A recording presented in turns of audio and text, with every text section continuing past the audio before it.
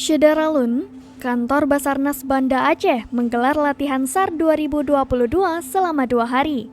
Kegiatan dilaksanakan di kantor Basarnas Long Raya Banda Aceh pada Sabtu 21 Mei 2022 dan Minggu 22 Mei 2022. Kepala Kantor Basarnas Banda Aceh, Budiono mengatakan, kegiatan latihan SAR 2022 bertujuan untuk meningkatkan kesiapsiagaan, meningkatkan kemampuan skill rescue dan respon of SAR dalam menghadapi bencana yang terjadi di wilayah kerja.